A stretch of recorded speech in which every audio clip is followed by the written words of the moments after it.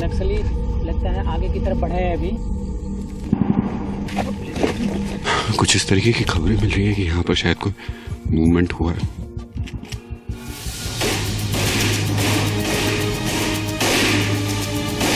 आप लोग प्लीज दूर रहिए थोड़ा सा।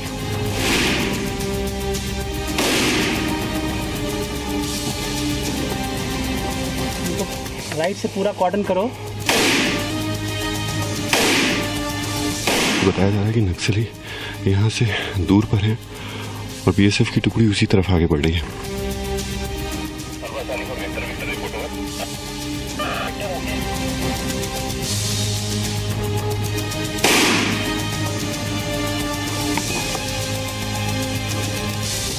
आप यहाँ से आगे नहीं जा सकते क्योंकि आगे नक्सलियों का हमें पीछा करना पड़ेगा।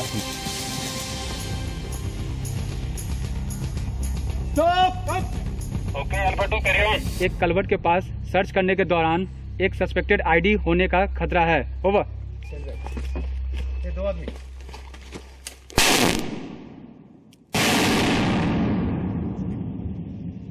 अब हम आपको मिलवाने जा रहे हैं नक्सलियों के एक टॉप कमांडर सूरज से।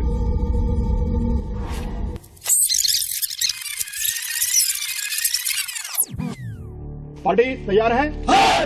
अभी आप अबूझ मार्ग के जंगलों में जा रहे हैं और नक्सलवादियों को खदेड़ने के लिए। ये एक एग्रेसिव ऑपरेशन है जिसको आप अंजाम देंगे और जो इरादा है। नमस्कार, मैं हूं राहुल सिन्हा। हम लोग इस वक्त मौजूद हैं छत्तीसगढ़ के अम्बुज मार्ग के जंगल में, वो जगह जो कि नक्सलियों के लिए सबसे ज्यादा खतरनाक कही जाती है और कहा जाता है कि यहाँ उन्होंने अपना जबरदस्त तरीके से दहशत फैलाई हुई है। लेकिन आज हम उन जाबाज लोगों के साथ इन जंगलों के अंदर जा रहे हैं जिन्होंने नक्सलियों को बहुत दूर तक खदेड़ा है और नक्सली अब सबसे ज्यादा खौफ खाते हैं। सिंह साहब, आप इस कंपनी को लीड कर रहे हैं, ये ऑपरेशन जी। ये एक एग्रेसिव ऑपरेशन है नक्सलवादियों के खिलाफ। और अभी ये पार्टी जाएगी, अबूझ मार्ग का जंगल है ये इलाका और रावघाट एरिया के नाम से जाना जाता है। आपको जो हिदायत दी है, आप ये बीपी जैकेट नहीं उतारेंगे और सिक्योरिटी के लिहाज से जो भी पार्टी कमांडर हुक्म देगा उसको आप फॉलो करेंगे। अभी मेरी पार्टी जाने के लिए तैयार है। हाँ, पार्टी तैयार है आप? कोई दिक्कत? अपनी पूरी सुरक्षा बरतनी है और तरीके से ऑपरेशन को अंजाम देना है। सब ठीक है?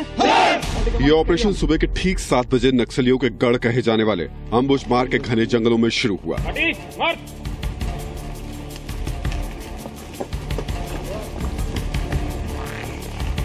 ये जंगल जितना खूबसूरत है उससे ज्यादा खतरनाक। यहाँ मौत बांटने वाले नक्सली और जहरीला कोबरा सांप कभी भी कहीं भी मिल सकते हैं। बीएसएफ का यह ऑपरेशन नक्सलियों को लेकर मिली एक खुफिया जानकारी के बाद तय किया गया। लगभग 3 घंटे घने जंगलों की खाक छानने के बाद अचानक वायरलेस सेट पर आए एक मैसेज ने सबको जमीन पर लेटने के लिए मजबूर कर दिया। दाहिने साइड से देखो, कहीं कोई मूवमेंट नजर आ रहा है? क्या होगा? यहाँ पे कुछ मूवमेंट नजर आ रहा है। कुछ जो संदिग्ध व्यक्ति इधर घूमते हुए दिखाई दे रहे हैं। ओवर। ओके, अपने कॉलर को तैयार रखो और मैं ब्रीफ करूँगा आपको यहीं से। जस्ट पीछे आप हाँ, कुछ मूवमेंट है। पोजीशन लेके रखें और मेरे अगले आदेश का इंतजार करें। होगा।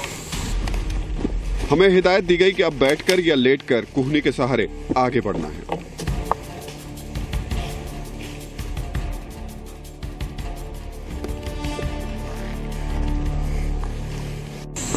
अभी यहाँ से हम बिल्कुल फायर एंड ब्रीथ की प्रैक्टिस से आगे चलेंगे। अगर वो नक्सली ही हैं तो हम पूरा प्रिकॉशन के साथ आगे मूव करेंगे।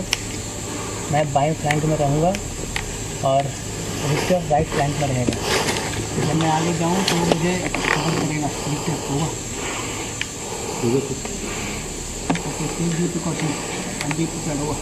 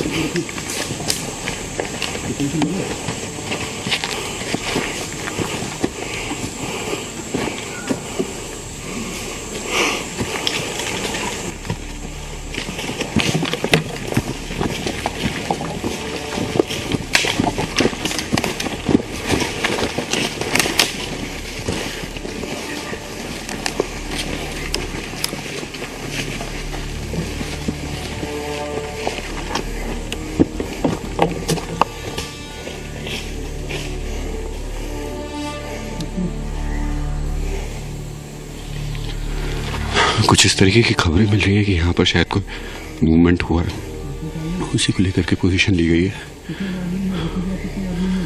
और लगभग ऐसे ही अमूमन बीएसएफ के जो ऑपरेशंस होते हैं उसमें नक्सलियों से इनका आमना सामना होता है। बहरहाल एक पार्टी बीएसएफ की इससे भी आगे है और ये पीछे।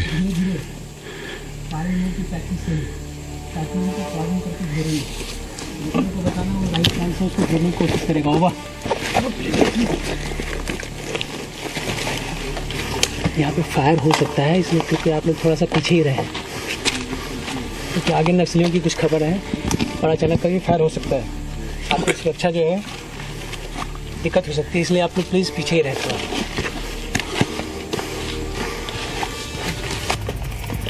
बीएसएफ के कुछ जवानों ने हमें सुरक्षा घेरे में ले लिया। हमसे अब एक एक कदम बहुत होशियारी और चौकन्ना रहकर रखने के लिए कहा गया।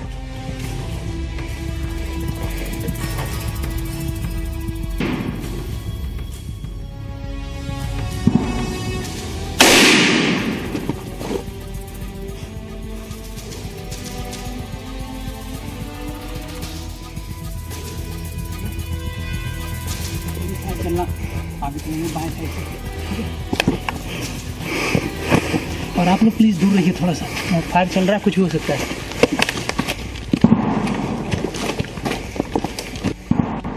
लेकिन जैसे ही आगे बढ़े सामने से अचानक फायरिंग शुरू हो गई।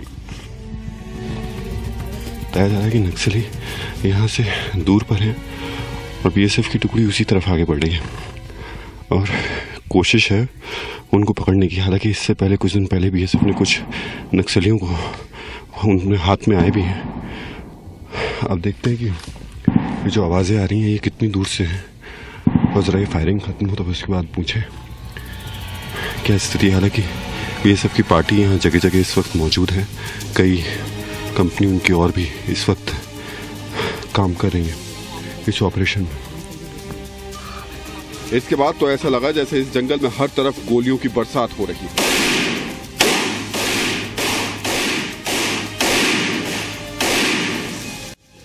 हमें 4 जवानों के साथ छोड़कर बाकी की टीम आगे की तरफ बढ़ गई। अच्छा, नक्सली लगता है आगे की तरफ बढ़े हैं अभी और हमें उनको जम के पीछा करके उनको घेरना पड़ेगा आगे चल के।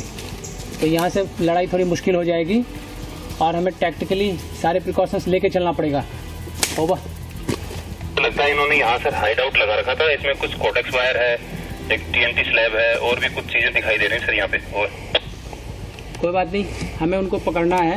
वो थोड़ी दूरी से उन्होंने फायर किया था और लगातार आगे की तरफ बढ़े हैं। हम दोनों फ्लैंक से उनको कवर करते हुए आगे बढ़ेंगे और उनको पकड़ेंगे। Over.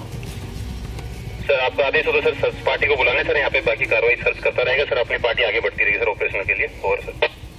I will tell you, wait for my order. Over. Okay sir. ऐसा है कि आप यहाँ से आगे नहीं जा सकते क्योंकि आगे नक्सलियों का हमें पीछा करना पड़ेगा और वहाँ पे फायर हो सकता है, ज़्यादा हो खतरा आपके लिए ज़्यादा हो सकता है। इसलिए हमारी लड़ाई आगे जारी रहेगी। आप यहीं रुकें और आपके साथ 4 जवान यहाँ आपको प्रोटेक्ट करेंगे। जो भी रिजल्ट आगे होगा मैं आपको बता दूंगा, क्योंकि लड़ाई हो सकता है ज़्यादा उनके साथ। अभी वापस अगर जाना होगा तो कैसे जाएंगे? आप 1 घंटे का इंतजार करें क्योंकि हो सकता है 1 से 1.5 घंटा में और भी लग सकता है पूरे इलाके को सर्च करने और नक्सलियों का पीछा करने में। तो आप थोड़ा इंतजार करें और 4 जवान आपके साथ रहेंगे। फिर भी अगर ये आसपास से तो फायरिंग ये थोड़ी लग रही थी, लगभग 500-700 मीटर दूर से फायरिंग थी और इसलिए उनको मौका मिल गया है छुपने का, लेकिन हम उनको ढूंढ निकालेंगे।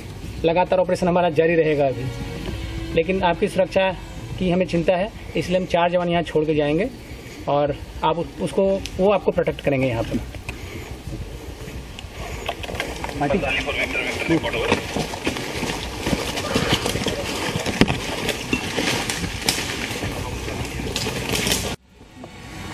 जंगल में हुई इस गोलीबारी की खबर जैसे ही कंपनी कमांडर आरके सिंह को मिली, वो सीधे स्पॉट पर पहुंचे।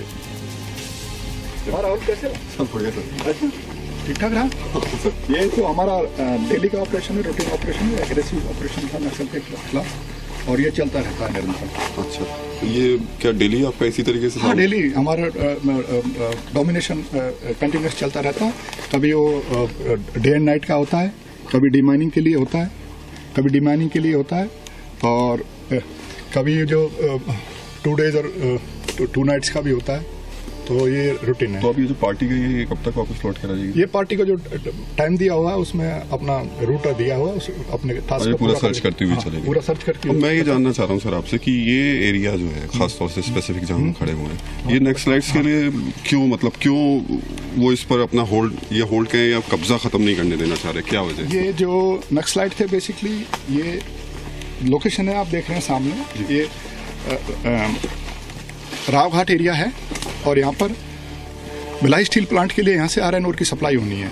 जो प्रेजेंटली जो दल्ली राजरा जो माइनिंग एरिया है वो कुछ ही वर्षों के लिए वहाँ पर कच्चा माल उपलब्ध करा पाएगा भिलाई स्टील प्लांट के लिए। उसके बाद नक्सल प्रभावित है तो जवानों के लिए तो हर मोर्चा हर दिन एक नई चुनौती के साथ वो निकलते हैं और कामयाब होकर निकलते हैं।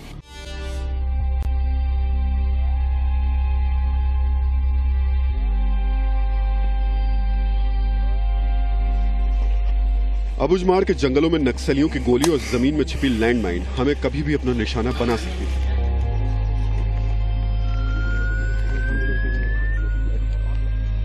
इस ऑपरेशन के दौरान दिन भर रावघाट की पहाड़ियों से गोलियों की आवाजें आती रही। हम जिस जगह मौजूद थे, आज से 2 साल पहले इस जगह सिर्फ नक्सली खड़े होते थे। 2 साल में बीएसएफ ने नक्सलियों को काफी पीछे खदेड़ दिया है। मुझे खुशी है ये बताने में कि इस 30 नक्सल कमांडर में से हमने 28 नक्सल कमांडर को पिन डाउन कर दिया है। 2 को एनकाउंटर में मार गिराया है और 11 को जो नक्सल कमांडर है हमने उनको पकड़ लिया है और 15 को सरेंडर करा दिया है। 2 नक्सल कमांडर अभी बाकी हैं और मुझे उम्मीद है बहुत जल्दी ये दोनों भी हमारी पकड़ में आएंगे।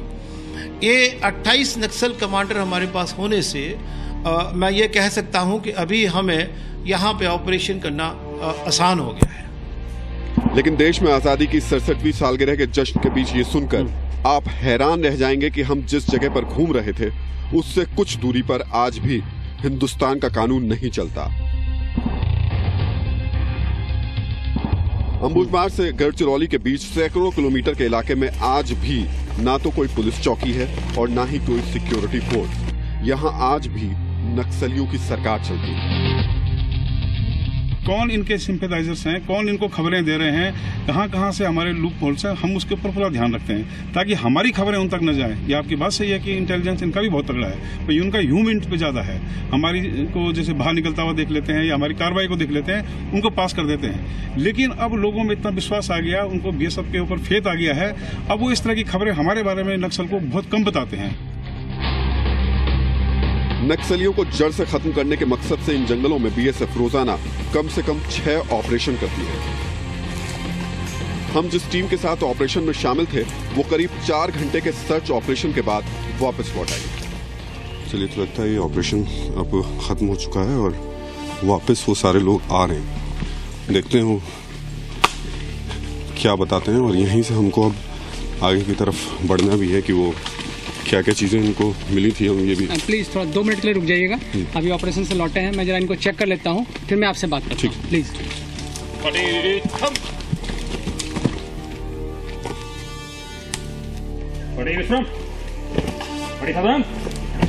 हो?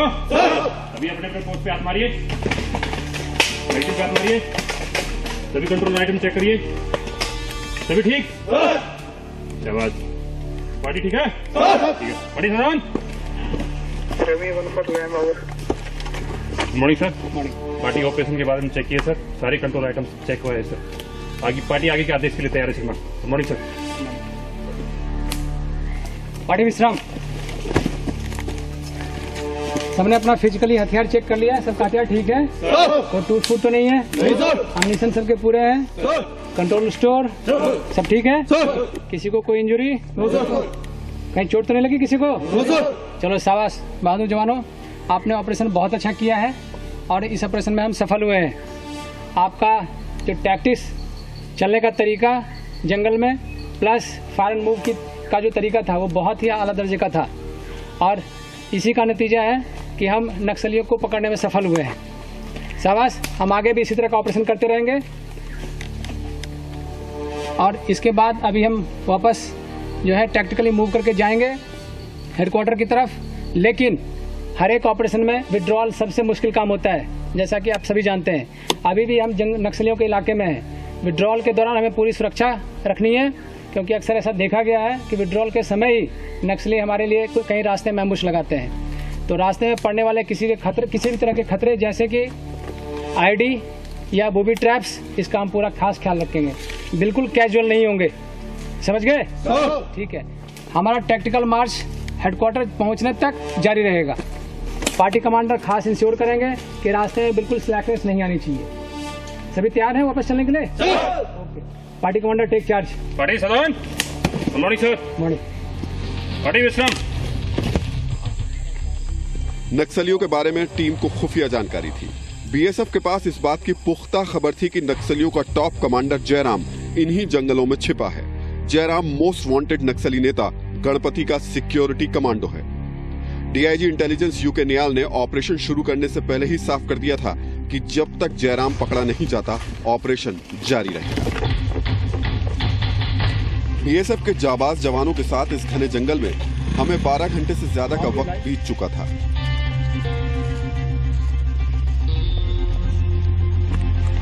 रात हो चुकी है इस ऑपरेशन में और अब हम इसी जंगल में मौजूद हैं। हमारे साथ बीएसएफ के जाबाज है और पूरी तरीके से पोजीशन लिए हुए हैं।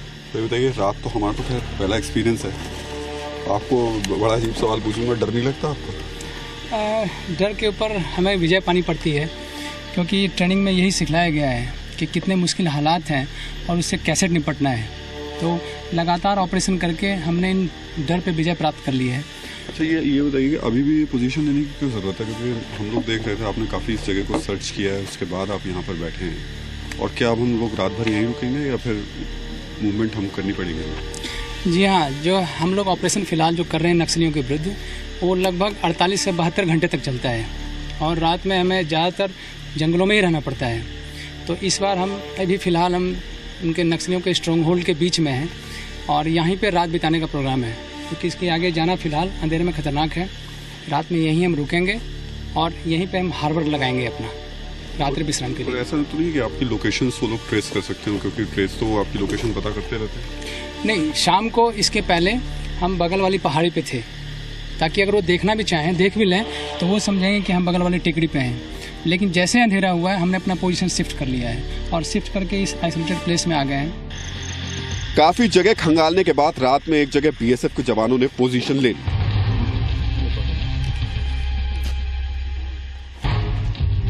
रात के वक्त बीएसएफ के जवान दिन से भी ज्यादा अलर्ट नजर आ रहे थे,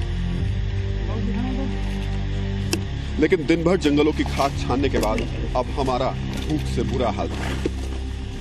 खाना के लिए हमारे पास कंपो राशन है जो डीआरडीओ के द्वारा सप्लाई किया हुआ है। हमको मिल पाएगा खाने को? बिल्कुल, क्योंकि आप हमारे साथ ही हैं, इसलिए आपको वही राशन आज खाना पड़ेगा। और देखें, खिला दीजिए क्योंकि भूख बहुत तेज लग रही है। निश्चित रूप से दिन भर के आप भी थके हुए हैं हमारे साथ ऑपरेशन में, तो अभी हम चलते हैं और खाना आपको टेस्ट करवाते हैं।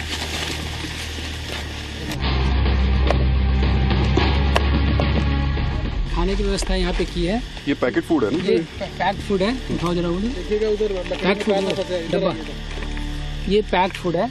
इसमें एक दिन के खाने के लिए एक जवान के लिए सफिशिएंट फूड होता है, जिसमें ये चावल, पकाया हुआ चावल रहता है, रोटी है साथ ही, और साथ में सब्जी भी है और एक स्वीट्स आइटम भी है। इसमें चॉकलेट्स और हलवा रहता है। जंगल में हलवा खाने को मिलेगा? हाँ, यही थोड़ी सी खुशी की बात है कि इतनी थकावट के बाद जो है जवानों को थोड़ा खाना ठीक मिल जाता है जी, तो थोड़ी संतुष्टि होती है उससे, ताकि उनकी थकान दूर हो सके और अगले दिन के ऑपरेशन के लिए फिर तैयार हो सके। पर इसको गर्म करना पड़ेगा मुझे लग रहा है। ये अभी गर्म करेंगे, आप देखें इनको।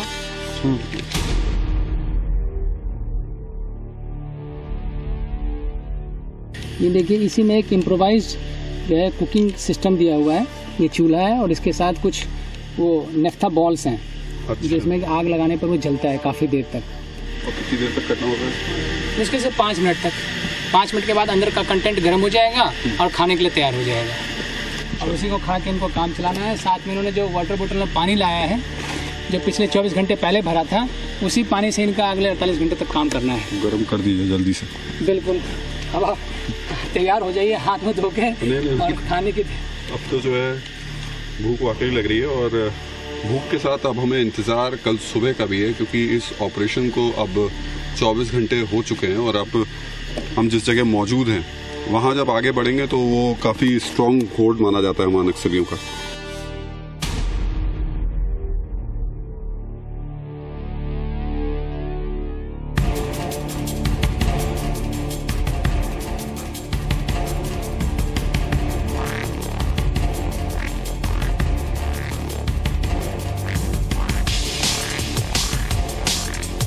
घना जंगल, नक्सलियों के हमले की आशंका और कोबरा जैसे जहरीले सांपों का डर बीएसएफ के जवानों को कहीं भी एक जगह टिक के रहने नहीं देता।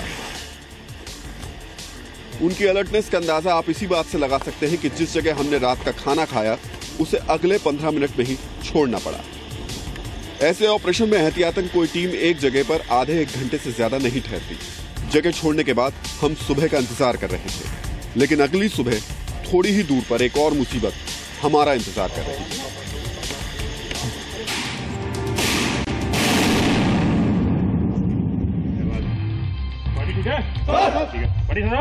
सुबह होने के साथ ही एक बार फिर जंगल गोलियों की आवाज से गूंजने लगा। 24 घंटे में भले ही एक भी नक्सली नहीं मिला हो, लेकिन रात में बीएसएफ के जवानों का एक दुश्मन जरूर उनके हाथ आ गया।